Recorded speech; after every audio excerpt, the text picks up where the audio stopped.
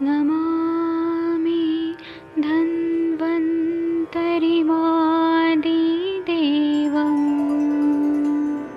सुरासुरैर्वन्दितपादपद्मम् लोके जरामृत्युनाशं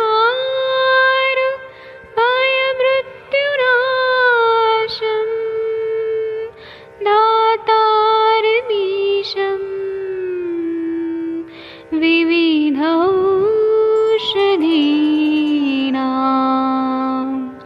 शङ्खं चक्रं जलौकां दधतं मृतघटं चारुतोर्भिश्चतुर्भिः सूक्ष्मस्वच्छादिरुद्यं शुकपरिविलसन् मौलिमं भोजनेत्रम् कालाम्बोदोज्ज्वलाङ्गं कटितटविलसत् चारुपीताम्बराढ्यं वन्दे धन्वन्तरिं निखिलगदमिव प्रौढदावाग्निनीलम्।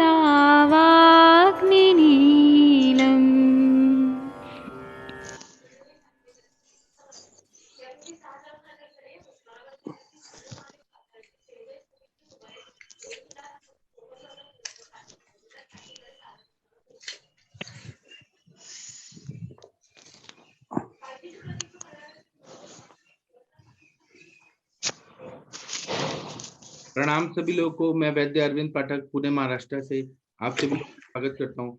तो क्या पहले तो म्यूट कर देते हैं सबको, आवाज आ रही है बहुत ज्यादा। सब लोग बिजी हैं, घर का भी काम करना पड़ता है, पढ़ाई भी करना पड़ता है। सब लोग बहुत अच्छे हैं आप लोग। हाँ, अभी मैं पहले ये शेयर स्क्रीन कर देता हूँ।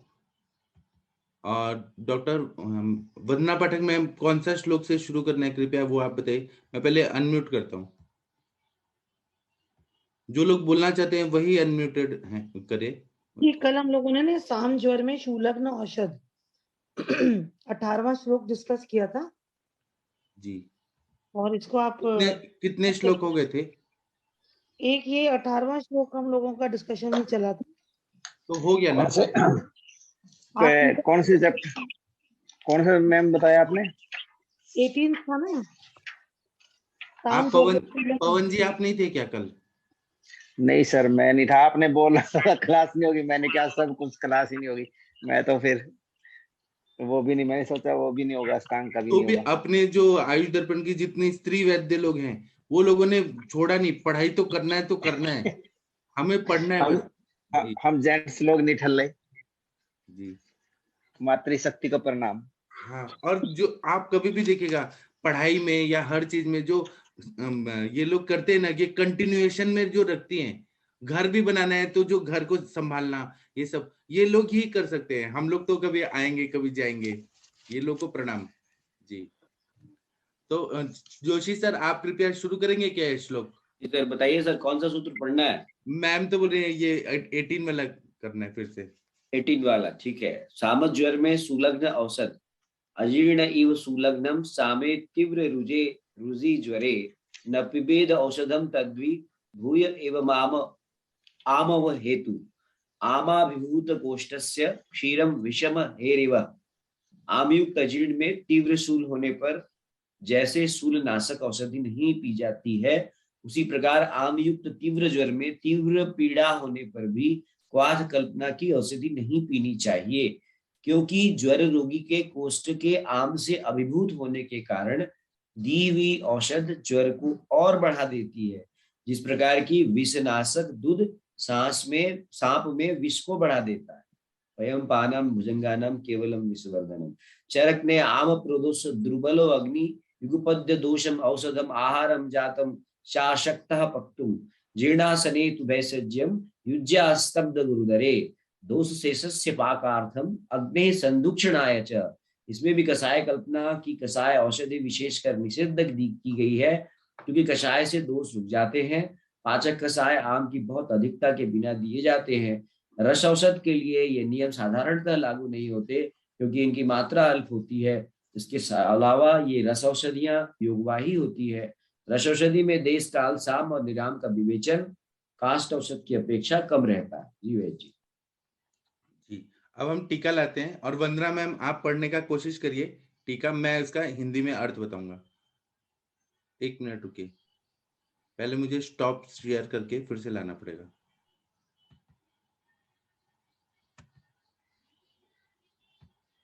ये आपको दिख रहा है वंदना मैम आपके स्क्रीन पे? दिख रहा है।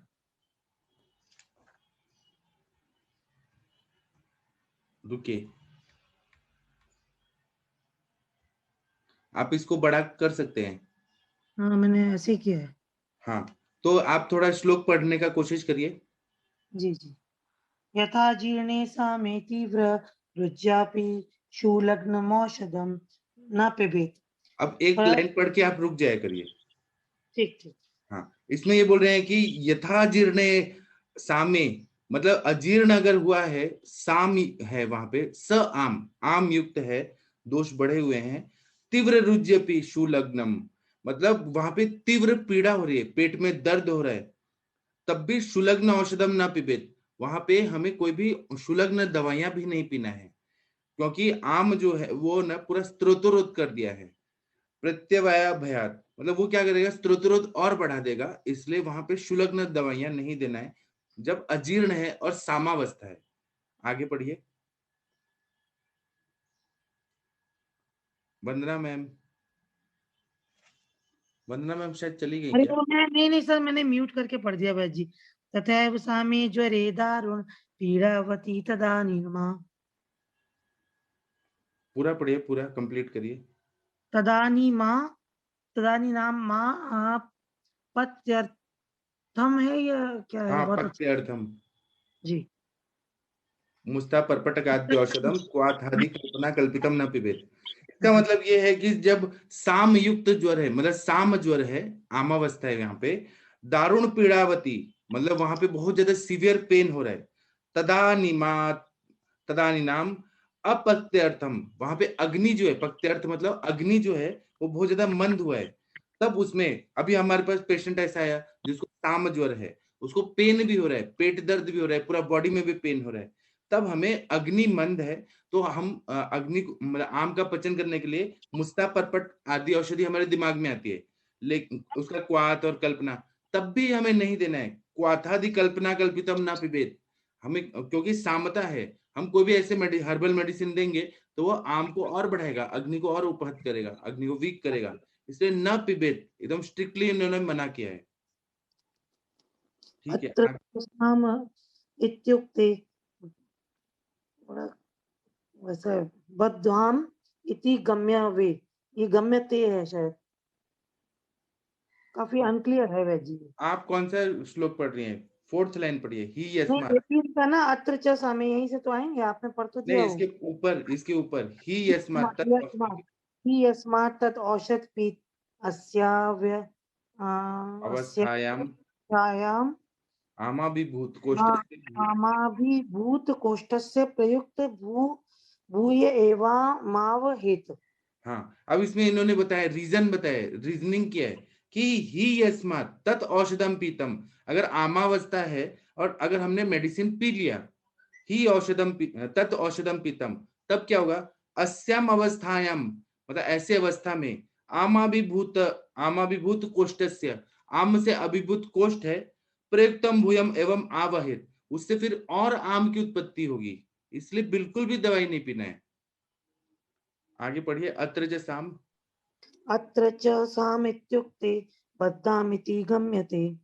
अब यहाँ पे अत्र च साम इत्युक्ते, जब इन्होंने कहा कि साम, इसका मतलब है कि वहां पे बहुत ज्यादा आम की उत्पत्ति हो जाएगी, इति गम्यते, यह हमें समझना चाहिए कि आम और ज्यादा उत्पन्न हो जाएगा।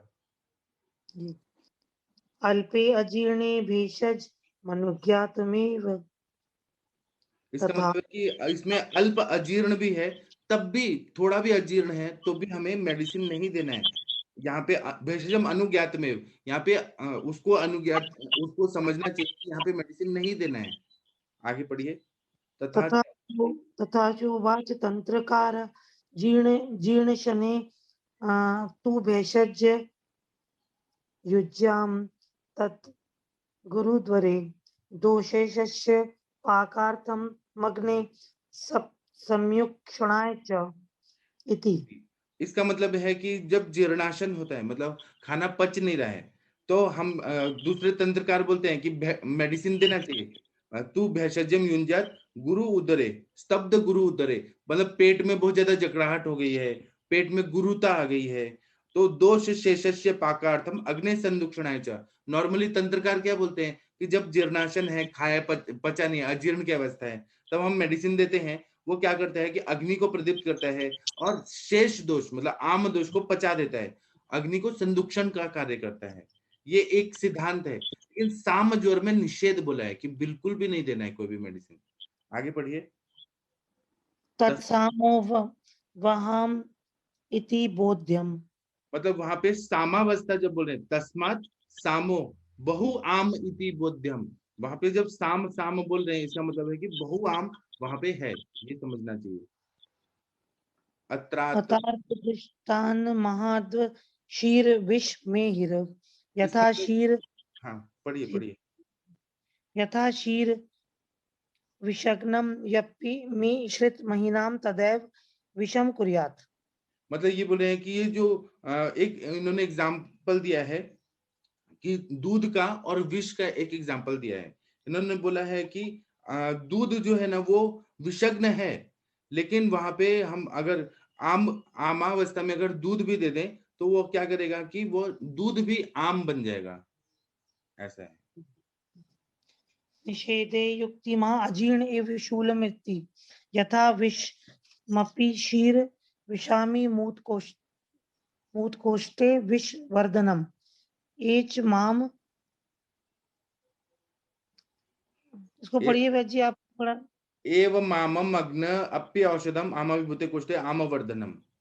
हाँ, इसका मतलब हिमाद्री जी बहुत बढ़िया बता रहे हैं। निषिद्ध युक्ति महा, इन्होंने निषेध किया है और इसकी युक्ति इन्होंने इस तरह से कही है। आह मतलब कही है, आहू इन्होंने कही है। अजीर्ण एवं शुलग्न मिति, जब अजीर्ण होता है तो वहां पे हमें शुलग्न दवाइयां देनी पड़ती है। जब अजीर्ण है, पेट दर्द हो रहा है तो यथा विषम अग्निमपि क्षीरम विषाभिभूत कोष्ठे विषवर्धनम, मतलब जो दूध है, क्षीर है, वो विषग्न गुण का रहता है, विष को दूर करता है। तब भी विषाभिभूत कोष्ठे विषवर्धनम, वो अगर विष आम विष है वहां पे, अभिभूत कोष्ठे अगर बहुत ज्यादा कोष्ठ में आम है तो वो विष को बढ़ा देता है दूध का सेवन किया तो। एवं आमग्नम अपि औषधम आमाभिभूत कोष्ठे आमवर्धनम, इसी तरह से आमग्न आम को नष्ट करने वाले आम पाचक जो द्रव्य हैं, जैसे ऊपर बताया अरुंधति जी ने, मुस्ता परपट आदि औषधियां हैं, वह आम युक्त जो कोष्ठ है, जो आमाभिभूत कोष्ठ है, वह आम को और बढ़ा देता है। ठीक है जी। वंग सेने कोई कुछ बोल रहे हैं क्या? कुछ बोलना है तो बोल सकते हैं, फिर मैं तो अभी शब्दार्थ बता रहा हूँ, आप लोग को तो इसका डिस्कशन भी करना है। हाँ, डिस्कशन तो कल अंजना मैम और आकांक्षा मैम हम सबने मिलके किया था वैद जी, पर एक मतलब शब्द था जो मीनिंग था ना, वो आपके रहने से और क्लियर, हालांकि अंजना मैम ने काफी कुछ मतलब क्लियरिटी करी थी बहुत अच्छे से उन्होंने, लेकिन ये था कि हम लोग को आपसे थोड़ा एक बार दोबारा करने से अच्छा हो गया। उसके बाद वंग सेने तू वैशा वयात्यादिको व्याप्यात दिको अप्यर्थ भेद कर्तुम भी इच्छति कदा तदैव। अभी इतना बता दीजिए पहले में जी। इसका मतलब ये बोल रहे हैं कि ये बहुत ज्यादा अधिक है, मतलब ये जो दोष बड़े हैं तब इसमें कुछ कुछ, और यहाँ पर ये योजना बता रही है कि कर्तुम मिहेत छिति, कब क्या करना चाहिए, इसके बारे में ये वर्णन करने वाले हैं। जी जी। और वैसे ये देखिए कि जब मतलब आम अवस्था में आए या वैसे भी हम लोग जब भी शोधन क्रिया प्लान करते हैं तो हम लोग सारी दवाइयां बंद कर देते हैं मोस्टली, तो वहां पे लंघन कराना जरूरी होता है ना, जब और साम वैसे दूध और दूध के पदार्थ मतलब दूध के विकार ये सब बंद करते हैं। जी। और आपको मालूम है जब सेकंड वेव आया था पिछले साल, तो डॉक्टर्स बोलते थे कि आपका प्रोटीन बढ़ाने के लिए पनीर वाले चीज खिलाओ, पनीर खा खा के और लोग मर गए। बहुत सारी कैजुअलिटीज हो गई, क्योंकि वो स्पेशली जो बड़े मल्टी स्पेशलिटी हॉस्पिटल्स थे वहां पर हाई प्रोटीन डाइट के चक्कर में काफी कुछ गड़बड़ हो गया। और वो दही कषाय पिलाते थे। पिप्पली जी, कषाय पिप्पली मूल त्रिव्रत चूर्णादि चूर्णकम सामज्वरे कफोरस के सनमुच्यते यवशारिन्वितो यद्वा क्वाथो धान्य पटोलयो इति। इन्होंने बोल रहे हैं कि बंगसेन ने ऐसा बोला है, कदा तेने कर्तव्यो भेदो नावन्यथा भवेद, मतलब कब क्या करना चाहिए उसके लिए ये कुछ कुछ चीजें बता रहे हैं, नहीं तो कुछ इसका कॉम्प्लिकेशन हो सकता है। कषायम पिपली मूल त्रिविध चूर्णाव चूर्णिकम, मतलब कषाय लेना है पिपली मूल का, त्रिविध चूर्ण उसका चूर्ण बना के, सामे ज्वरे कफो रस के एतत् स्त्रंसन मुच्यते, साम ज्वर में और कफ का जब उसमें इन्वॉल्वमेंट रहता है तो स्त्रंसन करने के लिए पिपली मूल और त्रिविध का चूर्ण का ये देना चाहिए। ये एक एक्सेप्शन दिया इन्होंने कि साम ज्वर में ये दे सकते हैं। यवक क्षारान्वितो यद्वक वातो धान्य पटोले हो, यवक क्षार डाल के जो काढ़ा बना रहे हैं धान्य और पटोल का, उसका काढ़ा पिला के दे देना चाहिए। ये वंगसेन का अपना मत है। नॉर्मली जो अरुणदत्त जी हैं, हिमाद्री ऋषि हैं और वाग्भट जी हैं, ये बोल रहे हैं कि मेडिसिन नहीं देना है, लेकिन युक्ति पूर्वक वंगसेन बोल रहे हैं कि पिपली मूल त्रिविध चूर्ण को मिक्स करके वो अगर दे दिया जाए तो पेट अच्छे से साफ हो जाता है, स्त्रंसन कार्य हो जाता है। और स्त्रंसन कार्य का मतलब है कि मल को पचाए या बिना पचाए वो पेट को साफ कर देता है। और उसमें यवक क्षार डाल दिया थोड़ा, या फिर धान्य और पटोल का, इसका अगर हमने क्वा दे दिया यवक क्षार के साथ तो वो भी पेट साफ करता है, और क्षार जो है वो पूरा क्लींजिंग कर देता है। तो इन्होंने एक एक्सेप्शन दिया है। जी जी, आप कितना कितना बढ़िया आपने संस्कृत पढ़ा वंदना मैम, प्राउड ऑफ यू, सच में। केवल लास्ट में पढ़ा थोड़ा ठीक, बाकी तो ऐसे ही पढ़ा। अब मैं हिंदी वाला लेके आता हूँ। जी, अभी आगे का श्लोक कौन पढ़ेगा? पहले ना मुझे भी बहुत डर लगता था कि संस्कृत कैसे पढ़ना है, लेकिन वो हम हमारे टीचर लोगों ने, जब मैं एमडी कर रहा था तो टीचर लोगों ने इतना सिखा सिखा के उसको कर दिया है ना कि अब मुझे डर नहीं लगता। ये तो इन्होंने, हमारा परिवार है ना वैजी, यहाँ हम लोग तो यहीं सीखेंगे।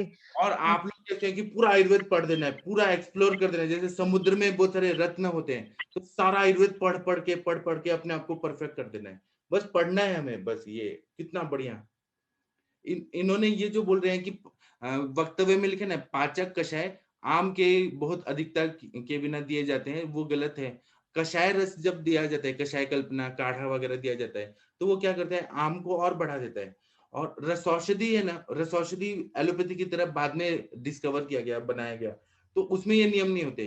जैसे कि कोई आम जो रहे तो हम लोग त्रिभुवन कीर्ति रस देते हैं, महाजोरांकुश रस देते हैं, उसमें वत्सनाभ है, हिंगुल है, तो वो सब ये सब का मतलब अग्नि को बढ़ा देंगे।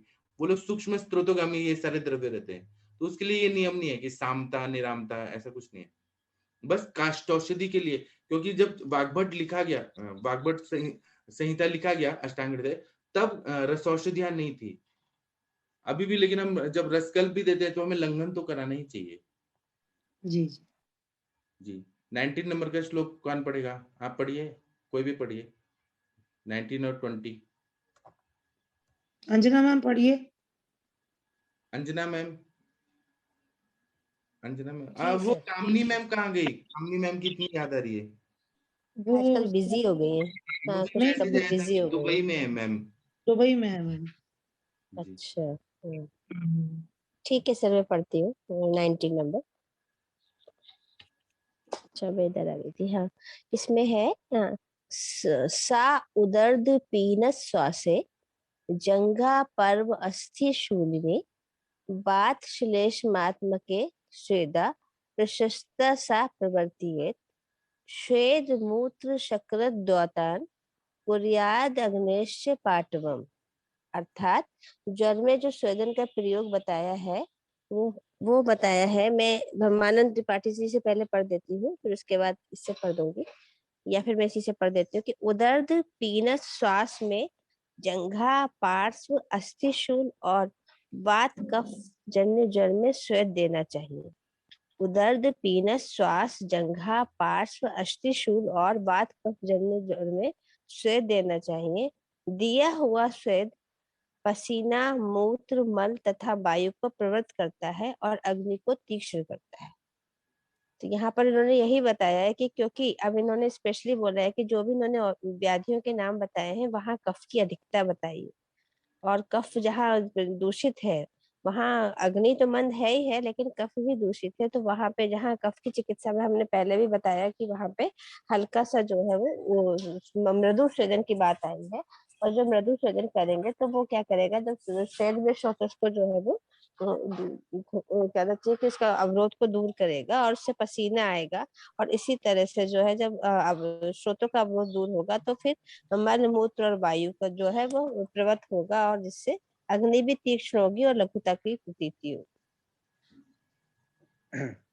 मैम ये इसका एग्जांपल ना मैंने हमारे सुना है वहाँ पे विलेज में, मतलब एक बहुत काफी एज का इंसान था और वो मतलब बहुत पावरफुल था हमारे गांव में। मतलब उसमें खाने की भी बहुत ज्यादा पावर थी और वैसे भी बड़ी ज्यादा पावर थी। ये जो गाड़ी नहीं होती बैल वाली, उसको जी सिर पे रख के पूरे गांव का चक्कर लगा दिया था। मतलब इतनी ज्यादा पावर थी उसमें।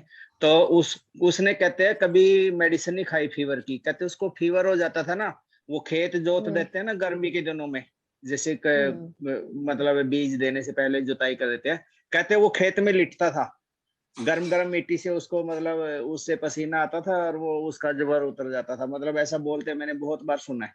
कहते उसने कभी दवाई नहीं खाई, अगर फीवर आता था तो वो ऐसे ही खेत में, और वो जोते खेत में ऐसे मतलब जैसे कल्लाबाजी करता ये लिटता, तो उससे उसको बेनिफिट होता था। ये बात आज मेरे को यहाँ पे स्वेदाना और ये हमारे शास्त्रों में लिखा हो सकता है। वहां जब भी किसी ने बताया हो भी ऐसा कुछ खाना बंद करो और ये ऐसे ऐसे करो, पसीना लाओ ज्यादा से ज्यादा। जी जी। एक्चुअली वैसे सर ये बात जो बता शास्त्रों में भी बताई है ना, उन्होंने ये भी बोला है कि हमें अगर इस तरह का वेग आता है या हमें जो है कफ जल होता है जिसमें गौरव है, जिसमें शरीर का भारी होना है, उत्क्लेश होना है, थूकाना है, लालाश्रव होना है। लेकिन ये भी बता रहे हैं कि ऐसे केसेस में हमें क्या करना है कि जब तक जड़ वाला व्यक्ति में निश्चलता हो अर्थात उसको एक स्थान पर बैठाना चाहिए, मतलब उसको आराम के लिए भी बताया है। और क्योंकि ऐसे में क्या होता है वेग सतत बना रहता है, और ये वेग जो होता है वो मंद होता है, मतलब धीरे धीरे होता है। और ये भी बताते हैं कि अगर मतलब इसको आपने प्रॉपरली जो हमारे जो चिकित्सा के जो सिद्धांत बताए हैं, अगर आपने उसको नहीं माना तो फिर वो क्या होता है, वो विषम जल में परिवर्तित हो जाता है। तो वो ठीक है, वो क्योंकि वो बहुत जैसे आपने बताया कि वो उसको बल बहुत अधिक बल था और वो प्रबल बल का उसका मन भी बहुत स्ट्रांग रहा होगा, सत्व भी उसका अच्छा रहा होगा। लेकिन जनरल जो हमारे हम एज आचार्य एज हमारे चिकित्सक हमको यही बताना है कि अगर किसी भी तरह का ज्वर है पेशेंट को तो फिर उसको थोड़ा रेस्ट जरूर करना चाहिए। आराम की सलाह देना ठीक रहता है। नहीं तो फिर उससे दोष पाक के बाद धातु पाक का डर ज्यादा रहता है, फिर वो विषम जल में कन्वर्ट होके समटाइम्स अभी हम लोगों ने जड़ चिकित्सा पढ़ी है, माधुर निदान में भी जड़ के बारे में बहुत डिटेल पढ़ा है, तो वो फिर कभी कभी मृत्यु का घातक भी हो जाता है। तो इसलिए हमें प्रज्ञापराध नहीं करना चाहिए। जी। अब ये टीका कौन पढ़ेगा संस्कृत में? आप लोग पढ़िए, मैं उसका अर्थ बताता हूँ। आप लोग के स्क्रीन पे दिख रहा है टीका वाला?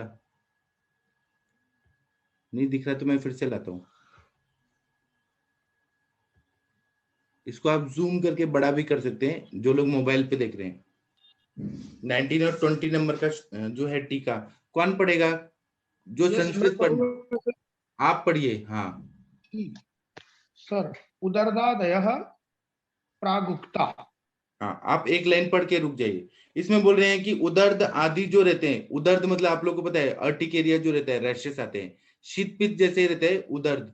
शीत पित्त में पित्त का इन्वॉल्वमेंट रहता है। कफ तो दृष्टि है ही उसमें, नहीं पित्त की तो दृष्टि है ही, लेकिन वात का जब अनुबंध हो जाता है तो वो शीत पित्त हो जाता है। और जब कफ और कफ का इन्वॉल्वमेंट हो जाता है तो वो उदर्द हो जाता है। तो ये जो बता रहे हैं उदर्द या प्रागुक्ता, पहले इन्होंने उदर्द बताया है और उसके बाद में और व्याधियां बताई हैं। तो इसमें क्योंकि कफ का इन्वॉल्वमेंट रहता है, पित्त मेन दोष रहता है ये शीत पित्त में या उदर में, लेकिन कफ का इन्वॉल्वमेंट है, अनुबंध है। आगे पढ़िए। उदर्दश्च पीनसश्च श्वासश्च ते सह वर्तते यो ज्वरस्तस्मिन्। ये बोल रहे हैं कि उदर्द भी है, च लगा है, उदर्दः च पीनसः च श्वासः च। मतलब इसमें ऐसा फीवर आया है, साम ज्वर है, जिसमें वो जो अर्टिकेरिया है, उसी तरह से पीनस है, क्रॉनिक साइनोसाइटिस है, मतलब बहुत ज्यादा नाक से पानी बह रहा है। उसी तरह से श्वास है, सांस फूल रहा है। तहे स वर्तते यो ज्वरस तस्मिन, इस तरह का जो ज्वर है उसके बारे में ये यहाँ स्पेशल उल्लेख किया गया है। तथा जङ्घे च पर्वाणि विद्यते तस्य यस्य तस्मिन्। हाँ, उसी तरह से जंघा च पर्वाणी चा अस्थिनी च, मतलब जो थाइज रीजन में पेन हो रहा है बहुत ज्यादा, परवाणी मतलब जो अपने उंगलियों का जो ज्वाइंट है वहां पे बहुत ज्यादा पेन हो रहा है, च अस्थिनी च सारे बोन्स में पेन हो रहा है, तत्र शूलम वहां पे पेन बहुत सीवियर पेन हो रहा है, तद विद्यते यस्य तस्मिंश्च, ऐसा ज्वर जो आया है, मतलब अपने थाइज में पेन हो रहा है, अपने सारे ज्वाइंट्स में पेन हो रहा है, अस्थियों में पेन हो रहा है, ऐसा शूल है, उसके बारे में बता रहे हैं। अभी बहुत सारे पेशेंट जब हमारे पास आते हैं चिकनगुनिया और डेंगू के बाद, तो वो लोग को भी ऐसी पेन होता है, मतलब वो बोलते हैं कि हमें जंघा में पेन हो रहा है, ज्वाइंट पेन हो रहा है बहुत सारे उंगलियों में, और बोन में भी पेन हो रहा है, ऐसे ही आते हैं। वो वहां पे सामता रहती है, आम आम बहुत ज्यादा संचित रहता है, ऐसा ज्वर। हाँ आगे। तथा वात श्लेष्मात्मके वात कफोद्भवे स्वेद प्रशस्तो हित। इसका मतलब है कि वात और श्लेष्मा इनका इन्वॉल्वमेंट होने वाला जो ज्वर है, सामता तो है ही, लेकिन वात श्लेष्मात्मक के वात कफोद्भवे मतलब वायु और कफ से उद्भव हुआ जो ज्वर है, उसमें क्या है, तो स्वेदः प्रशस्तो हितः, वहां पे स्वेदन जो है वो प्रशस्त है, सबसे बेस्ट है और हितकारक है, ऐसा बता रहे हैं। स आचरित स्वेदाहीन प्रवर्तये स्वेदादीन प्रवर्तये। हाँ, जब हम इसका ऐसे आचरण करते हैं ना तो उससे पसीना आने लगता है, मतलब पसीना लाने वाले सारे कार्य करने हैं, कि जब हम स्वेदन करना है तो नाड़ी स्वेद करिए, संकर स्वेद करिए, जनताक स्वेद, करशु स्वेद, फिर कुटी स्वेद, किसी भी तरह से पसीना लाना है। इससे क्या फायदा होगा, पढ़िए।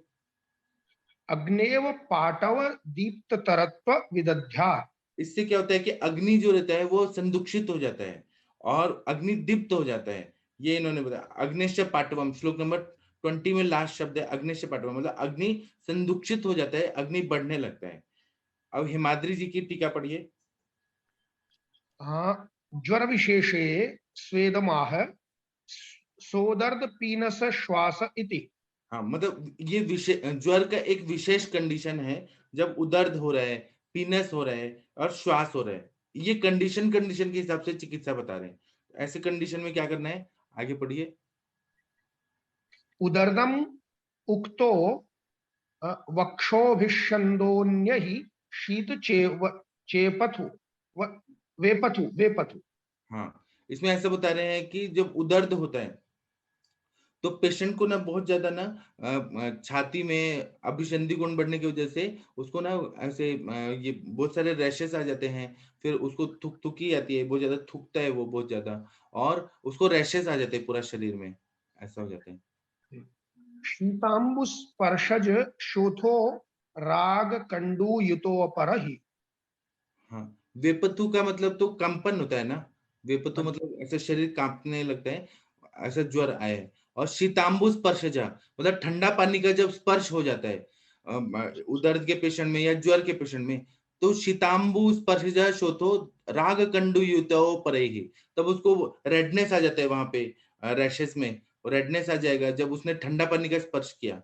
और जैसे कि उदर्द हुआ है, मतलब पहले से उसको रैशेस का प्रॉब्लम है, अर्टिकेरिया है, और उसने ठंडा पानी से स्नान कर लिया, तो उससे क्या होगा कि या स्विमिंग कर लिया तो उससे स्वेलिंग आ जाता है और फिर रेडनेस आ जाता है, खुजली बहुत जाता है, कंडू युतो परे ही ऐसे सिम्टम हो जाते हैं। इति आयुर्वेद प्रकाशोक्त त्रिविधो अप्यु उदर्द। इस तरह का आयुर्वेद प्रकाश ग्रंथ है, उसमें बता रहे हैं कि 3 टाइप का, 3 विधि से उदर्द आ जाता है। क्या क्या होता है, तो शोथ हो रहा है, शीत वेपतु शरीर कांप रहा है, उसी तरह से रेडनेस आ गया, जो रैशेस आते हैं, खुजली बहुत ज्यादा आ रही है, मतलब रेडनेस है, खुजली है और शोथ है, इस तरह से 3 तरह से उदर्द आ जाता है। स्वेद गुणानाह सप्रवर्तयेत्। हाँ, अब स्वेद का गुण बता रहे हैं, जब हम स्वेदन क्रिया करते हैं तो वह पसीना आने लगता है। प्रवर्तित मतलब पसीना आने लगता है। स्वेद मूत्रेति।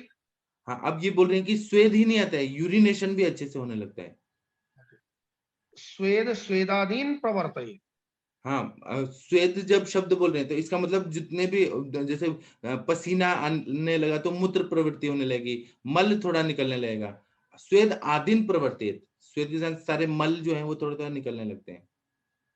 सिद्ध योगे तु ज्वराधिकारे श्लोक 131 खरपर भृष्ट पटस्थित कांजिक सिक्तो ही वालुका स्वेदः। इसका मतलब ये बोल रहे हैं कि सिद्ध योग नाम का जो ग्रंथ है उसमें ज्वर अधिकार में बता रहे हैं कि खरपर भ्रष्ट मतलब जो मटके का जो टुकड़ा होता है, उसमें मटके का टुकड़ा में भ्रष्ट मतलब वो भुना हुआ क्या, पट स्थित कांजी सिक्तो मतलब जो ये कपड़े में जो कांजी जो है, कपड़ा लेना है और बालू डालना है। पहले बालू को ऐसे भून देना है और उसके बाद में कांजी में उसको डुबा देना है, कपड़े को, पोटली को, और फिर उसका स्वेदन देना है। शमयति वात कफामय मस्तक शूल अंग भंगादीन इति। हाँ, अब इससे क्या होता है कि पहले बालू को भून दिया, जो जैसे ये जो मिट्टी का जो कोई पात्र है या फिर खरपर है, मतलब मटके का कोई टुकड़ा है, उसको अग्नि दे के और उस पे हमने क्या किया, बालू को भून दिया पहले, और भूनने के बाद उसको पोटली में डाला, कपड़े में डाल के पोटली बनाया और जो कांजी है उसमें उसको डिप किया और फिर उसका स्वेदन दिया। यहाँ पे रुक्ष स्वेद नहीं बोला है, कांजी युक्त जो बालू है उसका स्वेदन देने को बोला है। इससे क्या होता है कि वात को वो शमन करता है, मतलब पेन को कम करेगा, कफ को शमन करेगा, आमय मतलब वहां पे जो रोग है ये कफ, वात और कफ आमय ऐसे रोग को ठीक करेगा। दूसरा मस्तक शूल, हेडेक हो रहा है उसको ठीक कर देगा। अंग भंगादिन, ऐसा शूल हो रहा है, शूलम अंग भंगादिन मतलब ऐसा शूल हो रहा है जो अंग भंग हो गया है, इतना बॉडी एक हो रहा है, उसको ये ठीक कर देता है पसीना लाने से। अब ये तो मैंने शब्द अर्थ बता दिया, अब इसका भावार्थ बताइए कि ये क्या कहना चाहते हैं, और आप लोग थोड़ा डिस्कस करिए। आकांक्षा जी आपको क्या समझा वो बताइए। आकांक्षा जी शायद बिजी हैं। कोई डॉक्टर एलएम जोशी जी आए हैं, एएमओ, कुछ बताना चाहते हैं? हाँ सर, आपने इसको बिल्कुल स्पष्ट कर ही दिया है जी। कि जो ज्वर में जो उदर्द वगैरह जो होता है, उदर्द पीनस और श्वास जो होता है, तो उसमें जंघा में और अपने जो अंगुलियों के पर्व हैं उनमें और हड्डियों में, इनमें शूल भी होगा। और वात श्लेष्मात्मक जो वात कफोद्भव होगा उसमें स्वेद आना वो हितकर है। जैसा मैं समझा कि वात श्लेष्मात्मक जो ज्वर होगा उसमें स्वेद लाना और स्वेद आना वो हितकर और प्रशस्त कहा है, ये आचार्य ने बोला है। तो और दूसरा जो मेरे को अभी एक्चुअली मैं आज पहली बार ही जुड़ पाया हूँ, और अभी मैं थोड़ा सा जहाँ पे हूँ वहां पे प्रॉपरली मैं आपकी पूरी बात नहीं सुन पाया हूँ, जस्ट अभी सुना और आपने बोला कि ये कौन पढ़ेगा और मैंने उसको बोल दिया कि मैं पढ़ूंगा। और जहां तक खरपर भ्रष्ट जो बालू का स्वेद है वो वात और कफज जो रोग हैं और मस्तक शूल है और अंग भंग, अंगों में टूटन जैसी पीड़ा है, उनको शमन करने के लिए ये योग इन्होंने बताया है अष्टांग हृदय का। जी आप सर, कहाँ जो हाँ बताइए बताइए। वो कोविड जब था ना सर, तो टिपिकल ऐसे जिनको बहुत ज्यादा डोलो वगैरह देके रखा था और उनका फिर भी भ्रम है, श्वास है, ये कम नहीं होता था सर, ये वही सिम्टम थे सर जो आप अभी बता रहे हैं, वात कफज और उसकी वजह से उनका आपने मतलब देखा था ऐसे दर्द, पीना, श्वास, ये देखा था? सर क्योंकि उस वक्त में मैं खुद भी कोविड पॉजिटिव हुई थी तो थोड़ा केयर लिया था, लेकिन केसेस डिस्कस होती थी, मैंने ऑनलाइन कंसल्टेशन काफी किया था और जिनको भी मैंने पीनस और श्वास तो सबका था। मैंने तो देखा था। पीनस और श्वास तो सबको ही था। नहीं, बॉडी पूरी तरह से जिसे बोलते हैं ना ठंडी पड़ जाना, उसके बाद में बॉडी वेट पूरा अंग मत, और तो ये श्लेष्मज वातज आप जो बोल रहे हैं, लेकिन उन लोगों को डोलो से रिलीफ क्यों मिलता था, क्योंकि बहुत जल्दी से स्वेदागमन हो जाता था, तो वो भी रीजन है। हम उस वक्त में नहीं सोचते, लेकिन व्हाट यू सेड कि वो वात कफज संप्राप्ति में हमने स्वेदन लाना चाहिए। तो अच्छा, आप ये डॉक्टर जोशी सर आप कहाँ से बोल रहे हैं? आप नवीन जोशी सर के भाई साहब हैं क्या? डॉक्टर LM जोशी सर आप आए और चले गए, आप कुछ बताइए ना सर अपने बारे में। Sorry sir. हाँ, सर आप बताइए ना, आप कहाँ से हैं?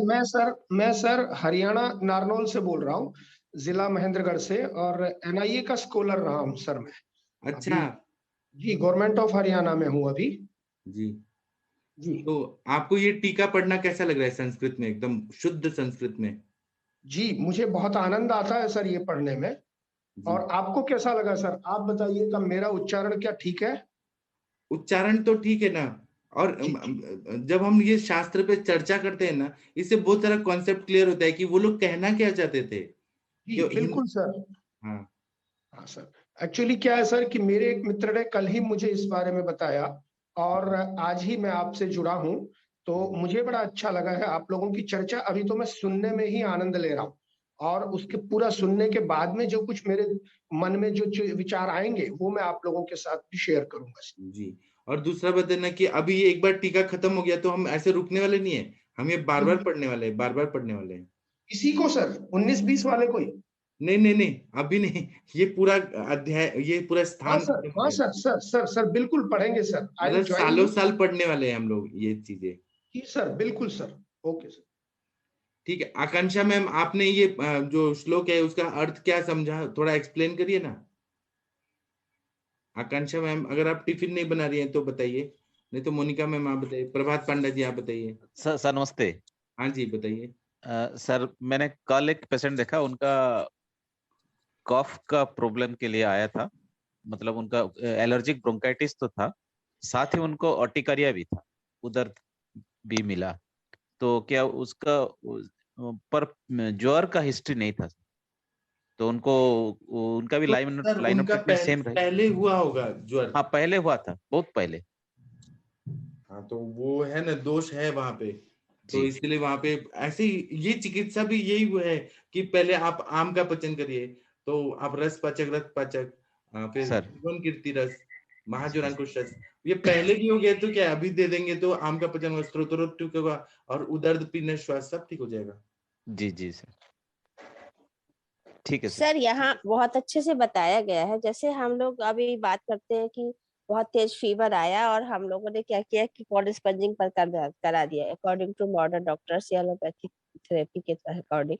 लेकिन आप ये देखिए यहाँ पे कितने अच्छे टीकाकार ने बहुत अच्छे से बताया है कि जो भी लक्षण है वो, जैसे कि मैंने बोला कि वात कफ के कारण जो लक्षण है, जैसे कि हर पेशेंट को फीवर होता है तो बहुत अधिक हेडेक होता है, उसके अंग में बहुत अधिक पीड़ा होती है, और उसके अलावा वो जो उसके लक्षण भी बताए हैं हमारे ज्वर के, वो सारे वही लक्षण बताए हैं। तो यहाँ अगर हम, जैसे अभी आपने बताया कि जो पट है उसको अगर हम कांजी में भिगो दें, कपड़े को कांजी में भिगो दें, और जैसे खरपर भ्रष्ट में उसको हमने गर्म किया, बालू को गर्म किया, और उस बालू को उस जो कांजी में भिगो के जो कपड़ा है उस बालू को, उसमें हमने गर्म बालू को हमने पोटली बना के अगर हम उससे उसका मृदु स्वेदन करते हैं, तो उन्होंने साफ साफ बताया कि जितने भी उसके प्रॉब्लम्स है, स्पेशली जो हेडेक है और जो अंगमर्द है, और जो उसको लग रहा है कि हमारी पूरा बॉडी एक हो रहा है, और जो जितना भी रेस्टलेसनेस है, मुझे लगता है पेशेंट को काफी रिलीफ मिलेगा।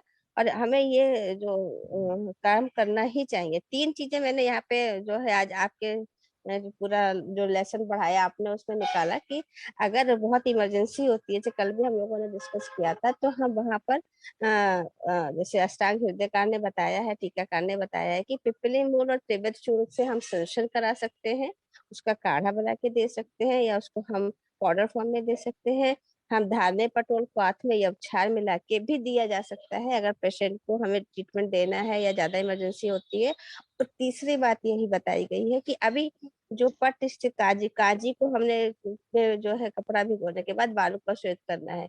और सर इसमें एक स्पेसिफिक पॉइंट जो कल निकल के आया था वो ये था कि जो बैक बोन है, स्पेशली जो स्पाइन है, स्पाइन पे अगर हम इस तरह की बालू पोटली सोलन की सिकाई करेंगे तो पेशेंट को बहुत जल्दी रिलीफ भी मिलेगा, क्योंकि सारी जो हमारे नर्वस एंडिंग्स है, नर्व एंडिंग्स हैं, वो वहां से उसका ओरिजिन भी होता है, और वो स्टिमुलेशन इफेक्ट भी बहुत अच्छे से देगा, और मुझे लगता है कि पेशेंट को रेस्पॉन्स भी बहुत अच्छे से मिलेगा।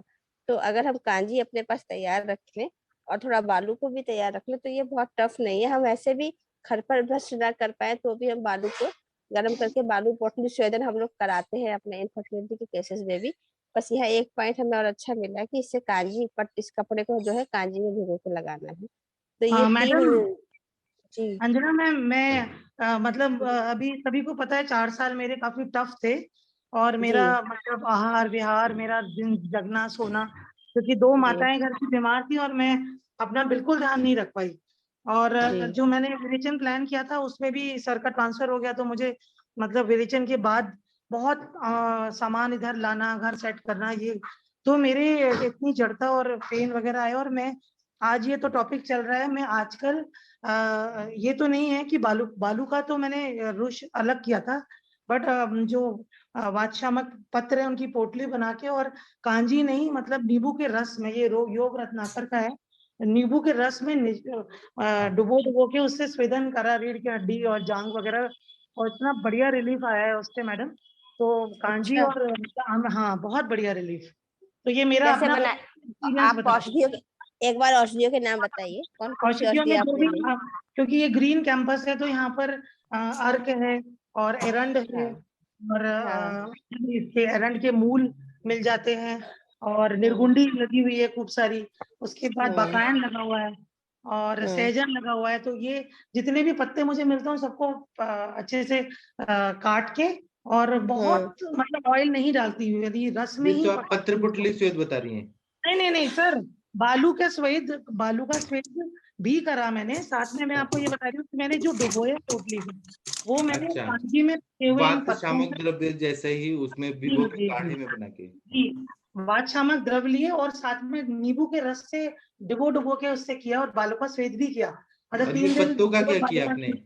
ये जी, पत्तों का क्या किया जो आप बता रही है पत्तों का? इन पत्तों का वेजी पोटली बनाया मैंने, और लेकिन कांजी ये नींबू के रस से वो किया मतलब पूरा पत्र स्वेद। पुटली श्वेत भी किया, बालू का श्वेत भी किया। जी जी जी, दोनों से किया। तो आपको ये आइडिया आया कहाँ से इतना बढ़िया? ये सर ये योग रत्नाकर का है।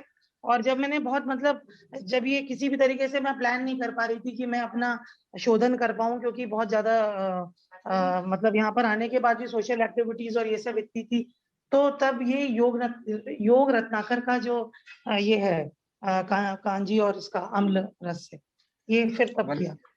वंदना मैम प्रणाम। जी जी पवन सर।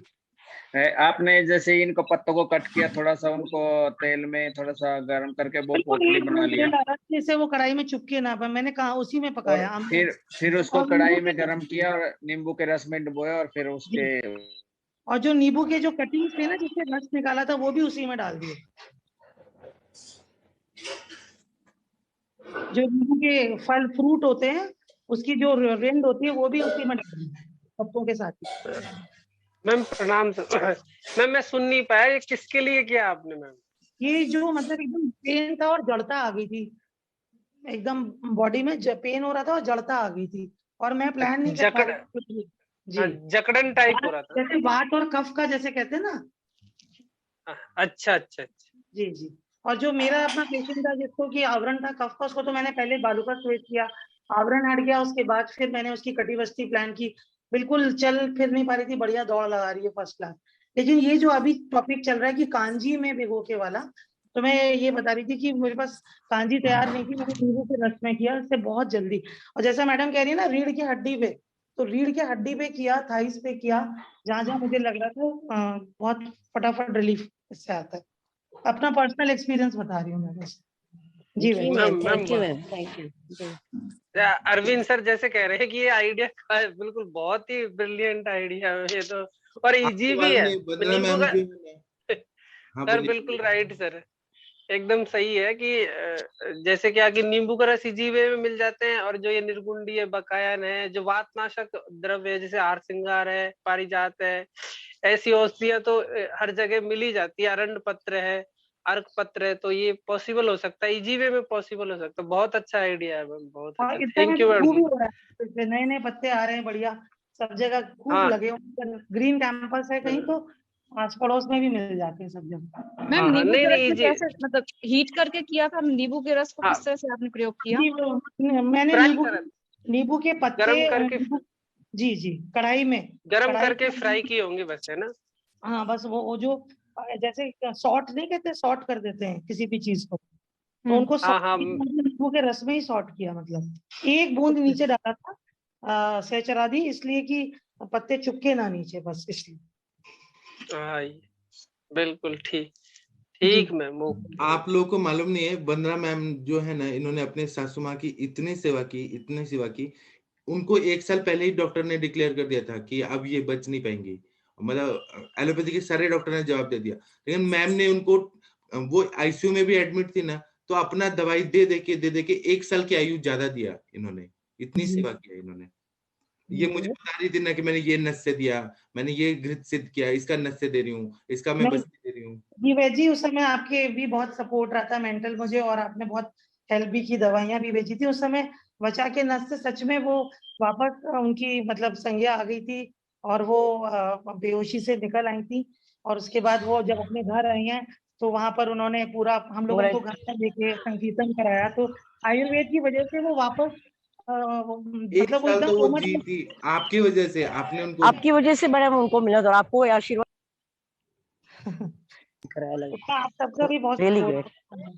और ना इन्होंने पूरा क्रिटिकल केयर जो ये अनुरिता मैम बोलती है ना कि मैं क्रिटिकल केयर में करती हूँ, वैसे वंदना मैम ने करके दिखाया, मतलब जी जी, इनके और उस समय जो, आयुष दर्पण का बहुत बड़ा सपोर्ट था पूरे, मतलब बहुत सपोर्ट था उस समय। जी और इनकी सासू माँ ना मेरे से बात भी करती थी, भजन भी गाती थी, गाने में तो उनको बहुत अच्छा था, खाने पीने का भी बताती थी, ये बनाओ वो बनाओ ऐसे बनाओ, जी मतलब जी। एकदम क्रिटिकल आईसीयू का मैनेजमेंट जो होता है ना, वो वंदना पाठक मैम से सीखिए आप लोग, इन्होंने एकदम लाइव दिखाया मुझे भी कि वो ऐसा। लोग बता रहे थे कि वाइटल्स वगैरह भी बहुत अच्छे होते थे, जो हम लोग उनको देते थे भोजन अंदर जाता था, तो जो नॉर्मल उनका फूड आ रहा था हॉस्पिटल का, वो एक्चुअली खाती नहीं थी किसी के हाथ का। तो मैंने स्पेशली पूछा कि क्या मैं दे सकती हूँ, तो उन्होंने बोला बिल्कुल दे दीजिए। तो उनको अच्छा लगा काफी, केजीएमयू में भी और उधर पीजीआई में भी। उसके पहले वो वहां पर थी मल्टी स्पेशलिटी भैया के पास गुड़गांव में, जब वो ऑपरेशन करा के चुकी थी। पर ये जो प्रॉब्लम्स उनकी हुई थी पोस्ट कोविड ही हुई थी अनुरिता मैम। और वो तो तो इतना एक प्लस अच्छे पॉइंट मिला था कि आपको मॉडर्न लोगों ने, यूजुअली ये होता है सर मैम, आपने उनको रसवीर्य विपाक के हिसाब से खाने में दिया होगा, जिसकी वजह से उनका पोषण और ब्रूहन रुका नहीं।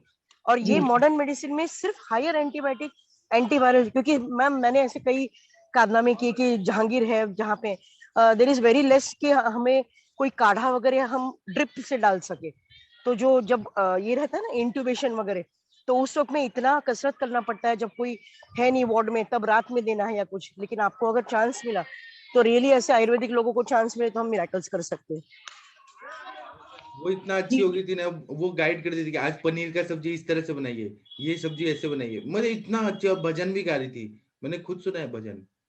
वहां पे जो डॉक्टर्स हैं मैडम, अब मुझे ऐसा लगता है कि जैसे भट्ट सर थे मेडिकल कॉलेज के मतलब हेड, मुझे ऐसा लगता है कि अब डॉक्टर्स को समझ में आ रहा है कि हाँ आयुर्वेद के अंदर मतलब हमको अब आंसर्स ढूंढने चाहिए, कुछ अनआंसर्ड क्वेश्चंस उनको। मैम आयुर्वेद में आंसर्स है लेकिन चांस नहीं मिलता है, और मॉडर्न मेडिसिन अगर जो मेरा रिक्वेस्ट है। उसका कारण क्या है ना कि अपने लोगों को अपने पे विश्वास ही नहीं है, अपने बीएमएस डॉक्टर्स को मालूम ही नहीं है। अब ये जो टीका पढ़ रहे हैं इसमें ये अलग अलग चीजें बता रहे हैं, अपने बीएमएस लोगों को ना पहले तो जब वो मॉडर्न सब पढ़ के आते हैं 11th-12th, उसके बाद में रामा रामो रामा पदार्थ विज्ञान ये सब पढ़े तो इतना डिमोरलाइज हो जाते हैं, उसके बाद में जॉब नहीं ये मिलता। ये बात एकदम सच है वैद जी, कि मतलब हम लोग सभी जो हैं जितने भी थे, हम लोगों ने जब तैयारी करी, तो जो जो वैद्य के बच्चे हैं, जो वैद्य के संतान हैं, उनको छोड़ दीजिए क्योंकि ट्रेडिशनली उनको ज्ञान मिल गया। लेकिन जितने भी थे मोस्टली सब ने एमबीबीएस एमडी का सपना ही देखा था। पर जब आयुर्वेदा में हम लोग आए और ये हुआ कि अभी जो है एलोपैथिक प्रैक्टिस पे इतना बैन लग रहा है, और हमारे अपने खुद के एक्सपीरियंसेस बहुत कुछ ऐसे हुए हम में से, जैसे मेरी लाइफ में भी, मैं कभी आगे डिस्कस करूंगी, एक यू टर्न आया था कि मुझे समझ में आ गया कि इसका आंसर है ही नहीं एलोपैथी में। तो हम में से बहुत सारे ऐसे वैद्य हैं जिन्होंने अपने, जैसे अनुरिता मैम है या मैं हूँ, कि हमें ये समझ में आ गया कि एलोपैथी में इसका आंसर है ही नहीं।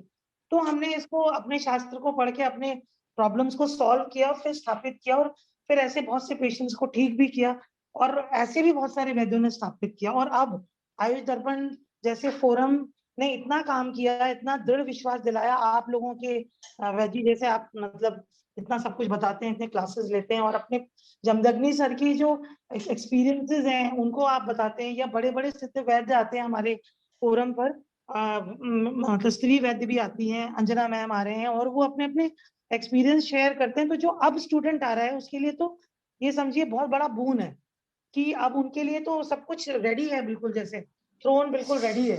वही तो, नहीं तो पहले क्या होता था कि हम लोग को ना अपने सर के पास ना वेट करना पड़ता था कि सर आएंगे सिखाएंगे, पूरा दिन भर बिना खाए पिए रहना पड़ता था। आजकल तो सब अवेलेबल है कि आप ऑनलाइन सुबह लैपटॉप खोलिए और आपको सब कुछ मिल जाएगा इजीली। और अगर क्वेश्चंस भी हैं तो हम लोग आपस में कितने अच्छे से इजीली डिस्कस कर लेते हैं।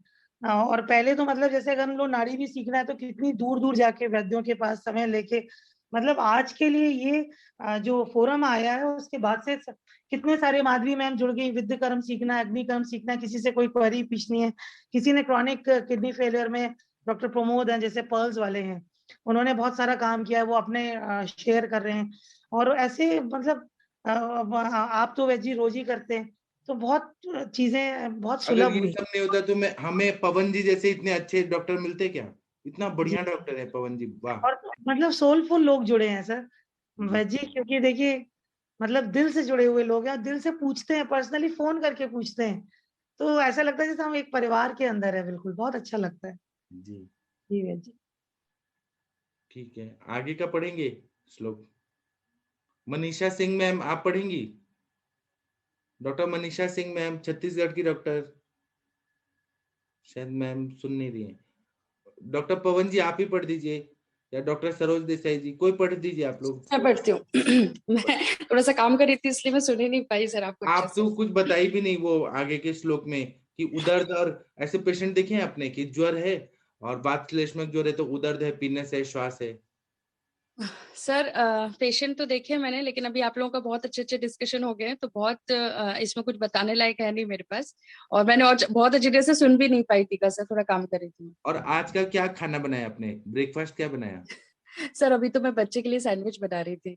हम सब आने वाले हैं अभी खाने। बिल्कुल सर, मोस्ट वेलकम जी बताइए सर। आगे पढ़ूं कि कुछ डिस्कशन हाँ, करना है? आगे पढ़िए और उसका टीका पढ़ते हैं। कौन सा सर? स्नेहोत्तम आचारम विधि। हाँ ठीक है सर। स्वेदन के पश्चात स्नेह विधि। स्नेहोत्तम आचार विधि सर्व क्या है सर्वश्चानुपालयेत। स्नेह विधि स्नेह विधि अध्याय में कही आचार विधि कर्तव्य विधि का संपूर्ण रूप में पालन करें। अब इन्होंने देखिए ये कंडीशन बताया है कि लंघन हो गया है, ठीक है, लंघन हो गया है, स्वेदन हो गया है, जो दोष हैं वो विलयित हो गए हैं, अग्नि थोड़ा संदुक्षित हो गई है, मतलब सामावस्था चली गई है। उसके बाद में इन्होंने स्नेहन विधि बताया। टीका में अब मैं टीका लेके आता हूँ। आकांक्षा मैम आप ही पढ़ेंगी टीका, और कल मैं नहीं था तो आपने कितना बढ़िया कोशिश तो किया था आप लोगों ने संस्कृत पढ़ने का। हाँ सर, बस कोशिश ही किया था हम लोगों ने। कोई बात नहीं, कोशिश ही तो इम्पोर्टेंट होती है। सर वो थोड़ा सा चला था और बाकी डिस्कशन हमारा ज्वर पे ही बहुत लंबा खिंच गया। हाँ, ये अब टीका पढ़िए, आपको दिख रहा है, इसको बड़ा करिए जूम करके आपके उसमें। सर्वांग सुंदर व्याख्या और आयुर्वेद रसायन टीका, यही श्लोक आपको दिख रहा है क्या? मैं एक बार फिर से शेयर करता हूँ, एक मिनट। हाँ अभी देखिए, अभी दिख रहा है 20 नंबर का श्लोक। आकांक्षा मैम। सर एक मिनट में म्यूट हो गई, सॉरी। हाँ जी सर। हाँ पढ़िए। तथा स्नेहोक्त स्नेह विधि अध्याय कथित आचार विधि च सर्वशो अनुपालयेत कुर्यात इत्यर्थः। अब इसमें बता रहे हैं कि तथा स्नेह उक्तम, स्नेह विधि अध्याय, स्नेह विधि अध्याय को ई और अ य बन गया, इको यानी संधि है, और स्नेहोक्तम आद गुण, स्नेह अ प्लस उ, ये क्या हो गया, ओ हो गया, आद गुण। तो ये बता रहे हैं कि तथा स्नेहोक्तम स्नेह विधि अध्याय कथितम, जो स्नेह मतलब हमें देना है, स्नेह पान कराना है, तो जो स्नेह विधि अध्याय में कहा है आचार विधि सर्वस्व अनुपालित कुर्यादित्यर्थ, मतलब जो स्नेह पीने के पहले, स्नेह पीने के बाद जो विधि बताई है, जैसे कि आपने सुबह घृत पिलाया तो पूरा दिन भर भूखे रखना है, जब तक स्नेह जीर्ण ना हो जाए तब तक कुछ देना नहीं है। इस तरह से जो आचार विधि बताए वो सभी को अनुपालन करना है। कुर्यात इत्यर्थ है, यह अर्थ है यहाँ पर। और इसकी टीका पढ़िए, हिमाद्री जी की टीका पढ़िए। स्नेह विधि युक्त नियम अति दिशति स्नेहोक्तम इति स्नेहोक्तम आचार विधिमति उष्णोदकम उपचारिति। हाँ, अब स्नेह विधि जो बताया है उसके नियम बारे में बता रहे हैं। स्नेहोक्त मिति स्नेहोक्त आचार विधि, मतलब स्नेहोक्त जो आचार बताए हैं उसकी विधि में गर्म जल, उष्ण उदक ये सेवन। और यहाँ पे स्नेह का मतलब है कि घृत का सेवन लेना है, क्योंकि वसा मज्जा तो बहुत ज्यादा गुरु रहता है तो अग्नि मंदता कर सकता है, इसलिए गर्म पानी पीना है। इस पर अंजना मैम आप कुछ बताइए। इन्होंने ये बोला कि लिंगन हो गया है, आम पाचन हो गया है, स्वेदन हो गया है, उसके बाद की अवस्था बता रहे हैं। जी सर, सबसे पहले तो इन्होंने जो ये बात बताई है ये बहुत स्पेशल बताई है, मतलब स्पेसिफिक बताई है। ये पहले भी वर्णन करते हुए आए कि जब भी स्नेहपान करा रहे हैं तो जो स्नेहपान के समय जो अष्टांग हृदय कार्य में सूत्र स्थान में अध्याय 16 में बताया है कि ऐसे इसमें जो है बहुत रात्रि में ही शयन करना है, दिवा स्वाप नहीं करना है, और उतने ही दिन तक स्नेहपान पिया जाएगा जितने दिन तक उसको लगेगा कि हाँ मतलब अग्नि उसकी जो है वो उसको पचा ले जाती है। और उसके पश्चात जो है उन्होंने ये भी बोला है कि मलमूत्र के वेगों को नहीं रोकना है, किसी तरह का क्रोध नहीं करना है, शोक नहीं करना है, व्यायाम के लिए भी मना किया है, ठंडी हवा भी नहीं लेना है, बहुत ज्यादा धूप में भी नहीं रहना है, बहुत ज्यादा यात्रा भी नहीं करना है। ये सारी बातें जो एक सदव्रत वाली जो या जो कहते हैं कि स्नेह के पश्चात जो स्नेह ग्रहण करने का जो परिचर्या है उसको बहुत अच्छे से आपको सेवन करना है। तो यहाँ भी जड़ चिकित्सा में भी जैसे अभी बात हो रही थी, मैंने पहले भी कहा कि जड़ चिकित्सा में हमें सबसे पहले पेशेंट को रेस्ट देना है, आराम देना है, और उसको ये भी बताना है कि किसी भी तरह के वेग को वो धारण नहीं करेगा और अधारणीय वेगों को धारण नहीं करेगा। और धारणीय वेग जैसे बहुत अधिक क्रोध वगैरह उसको नहीं आना चाहिए, क्योंकि फिर पित्त का प्रकोपित अगर होगा तो फिर उससे दोष और कुपित होंगे और फिर वो धातु पाक करने की स्थिति में पहुंच जाएंगे। और यहाँ स्नेह क्या उन्होंने जो विधि बताई है इसी इसी इस पे बताइए कि जो हमने पहले आराम से लंघन और स्वेदन किया है तो वायु बहुत अधिक कुपित ना हो, और वायु अधिक कुपित नहीं होने के लिए ही स्नेह को स्नेहन जो है वो अग्नि के हिसाब से, अग्नि के बलाबल के हिसाब से, रोगी के बलाबल के हिसाब से और रोग के बलाबल के हिसाब से हमें उसको स्नेहपान कराना है। अब वो स्नेहपान चाहे वो हम कभी कभी उसको कहते हैं कि हम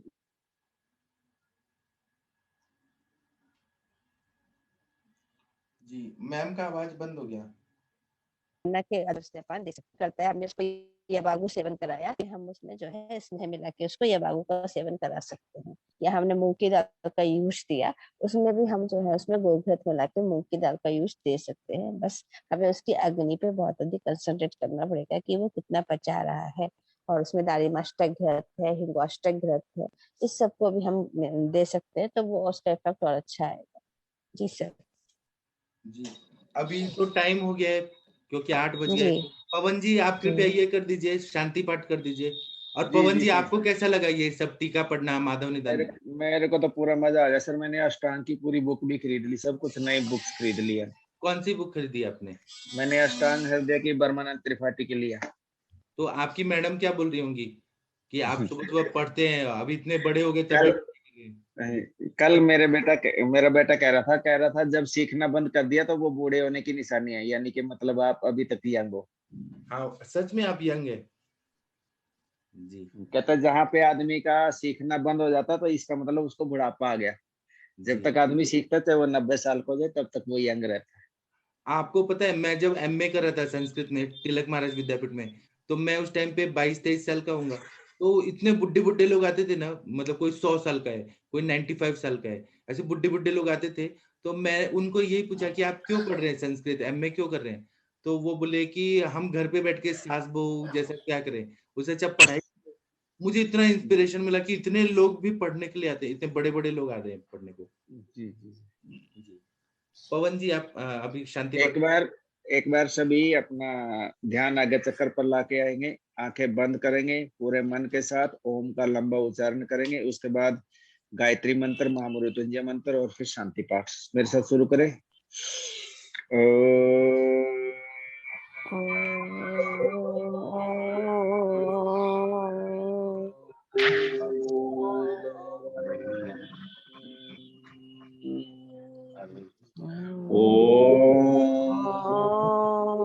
बस वह तत्सवितुर्वरेण्यं भर्गो देवस्य धीमहि धियो यो न प्रचोदयात्।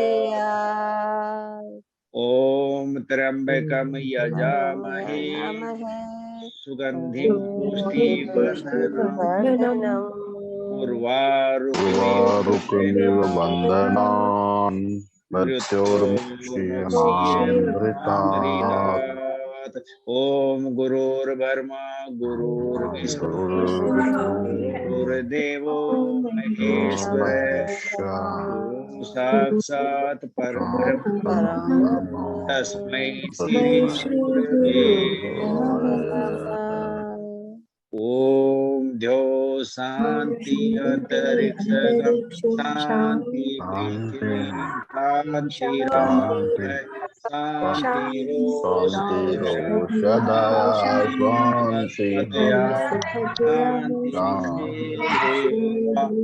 शांति शांति सर्वगम शांति रेव शांति रेधि ओम शांति शांति शांति ओम। सब वैद गणों को नमस्कार। सबका दिन शुभ हो, मंगलमय हो। Thank you Pawan sir, thank you everybody, thank you Anjana ma'am, thank